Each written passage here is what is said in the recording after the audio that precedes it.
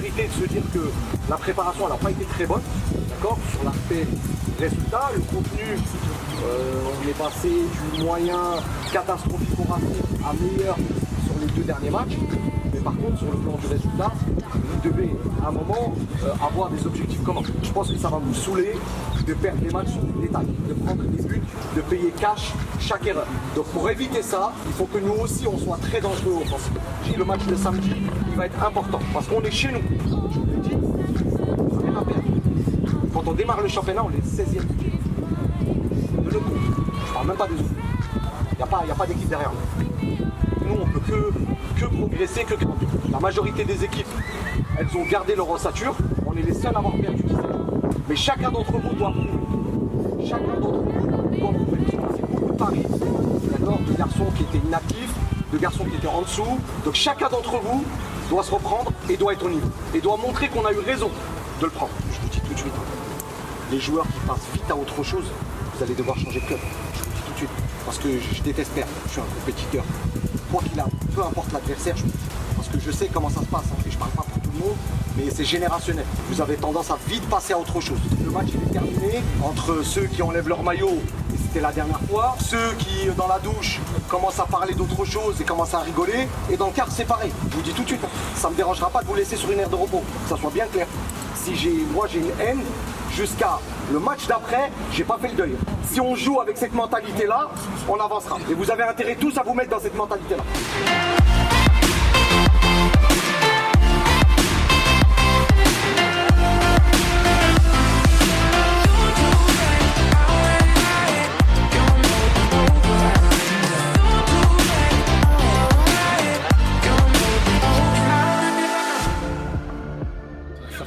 Un peu plus de 15 ans que je joue dans le football. J'ai commencé à Noisy-Sec, à côté, chez moi, dans ma ville, dans mon club. J'ai fait toutes les classes là-bas, jusqu'en senior. Je suis parti, j'ai fait un petit passage aussi, même un bon passage à Montreuil, au Red Star Club de Montreuil. Et ensuite, j'ai terminé au Blanc-Ménil. C'est par laquelle j'ai eu mon cursus d'éducateur. Et pareil, j'ai démarré dans les équipes de jeunes et jusqu'à ce que je sois directeur technique du club pendant quelques années. Ensuite, par là, je suis à Bobigny. Là, j'entame ma 3e année. C'est le président Diakité qui est venu me chercher par rapport à son projet qui était déjà bien lancé. Donc j'ai intégré le club par ce biais-là. Effectivement, le département, je le connais, j'ai fait toute ma vie ici.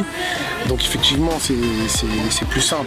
C'est plus simple et puis c'est cohérent, on va dire. Et pour ma première année en tant que directeur sportif, c'était, on va pas se mentir, c'était l'année rêvée. On s'y attendait pas, surtout qu'on partait d'une feuille blanche, avec un nouveau coach, un nouveau directeur sportif, un nouveau projet sur des jeunes, sur de la formation, sur de la post-formation. On va pas se mentir, tous les voyants étaient ouverts. Après, c'est pas un hasard, on va pas se mentir, avec du recul aujourd'hui, on s'est pas trompé. Maintenant, on sait très bien qu'une saison comme ça, on n'a qu'une fois dans sa vie. On va pas se mentir, voilà. Donc tant mieux, c'était une super saison, super lumière pour le club, pour le projet, surtout pour le président, parce que ça fait des années qu'il œuvre avec des amis à lui. Là, comme je l'ai toujours dit, de faire une bonne saison, c'est à la portée de tout le monde. Maintenant, il faut confirmer. En fait, le FC 93, encore une fois, c'est une idée du président Amadou Niakhaté.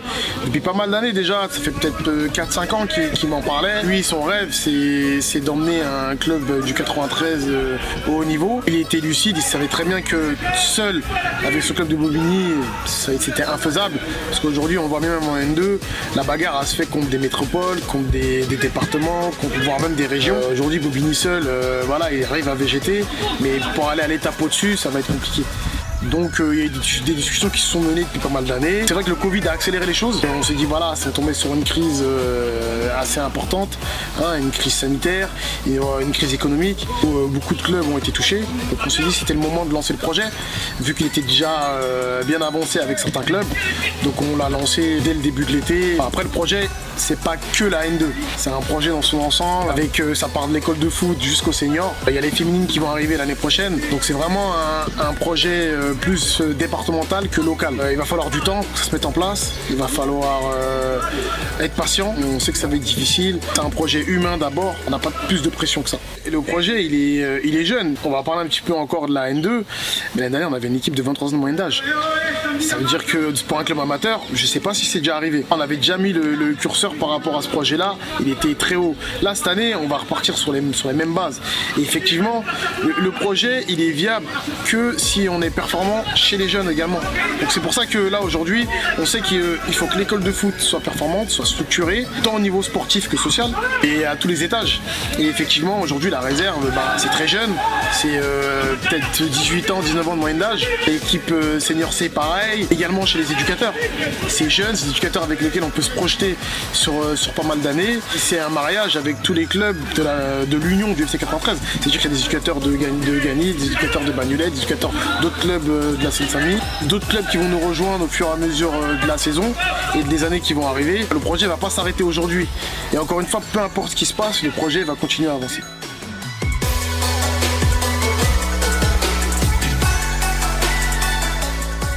On a fait une grande saison, hein.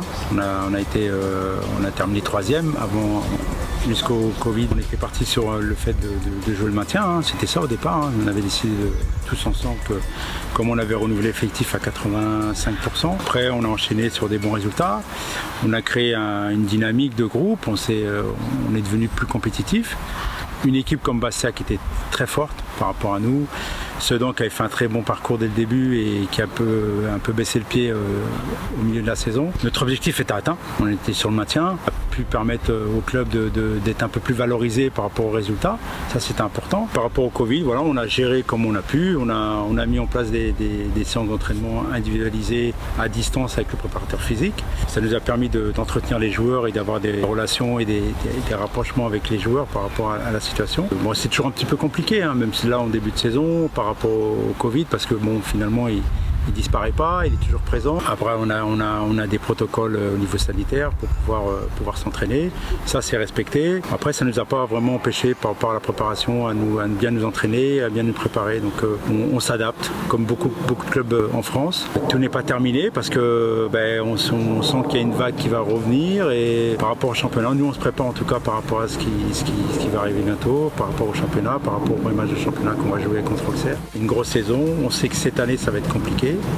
Je l'avais dit déjà à Farid sur ActuFoot. On a fait des matchs amicaux où on était un peu en difficulté, c'est une réalité. On n'a pas fait de résultats positifs, ça à part un nul contre les Gobelins. Mais on est en train de monter en puissance malgré tout. On devient un peu plus sérieux, un peu plus compétitif et en espérant qu'on va arriver contre Auxerre, en sachant qu'Auxerre c'est une bonne équipe, c'est une réserve professionnelle. On va s'y atteler, on va travailler encore cette semaine pour être prêt pour le match de championnat samedi. Plus compliqué quand on fait un changement d'effectif aussi fort, aussi important. 17 joueurs qui sont partis, c'est de tout reconstruire.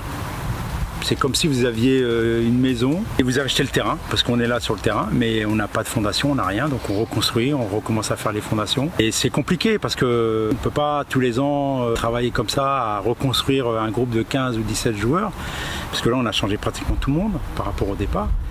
Donc c'est pour ça que la saison va être compliquée.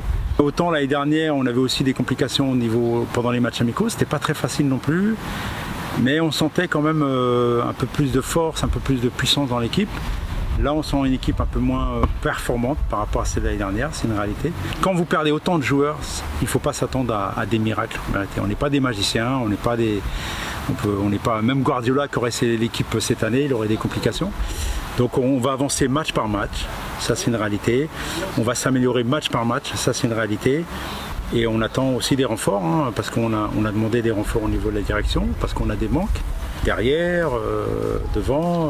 Donc on espère trouver rapidement les joueurs qui nous manquent pour pouvoir être compétitifs et pouvoir se pérenniser cette année, parce que cette année c'est une année importante pour le club, vu que le club s'appelle maintenant le FC 93. Donc il est important de rester en National 2 pour pouvoir pérenniser et construire quelque chose à long et moyen terme. Alors on a été surpris nous quand ils ont mis en place le championnat, quand on a vu qu'on joue en semaine, jouait le mercredi contre Beauvais et après on allait le samedi à Ajaccio. La chance qu'on a, c'est qu'on reçoit, c'est la chance qu'on a, parce que s'il aurait fallu se déplacer 2 fois, ça aurait été très compliqué. Mais on ne comprend pas bien la mise en place de ce championnat. Pour nous au club amateur c'est très compliqué, il y a des garçons qui travaillent. On travaille là-dessus, on a trouvé des solutions par rapport à des garçons qui travaillaient, qui vont pouvoir se dispenser de leur travail, mais on est confiant, on a fait ce qu'il fallait pour pouvoir aborder cette difficulté de match en semaine.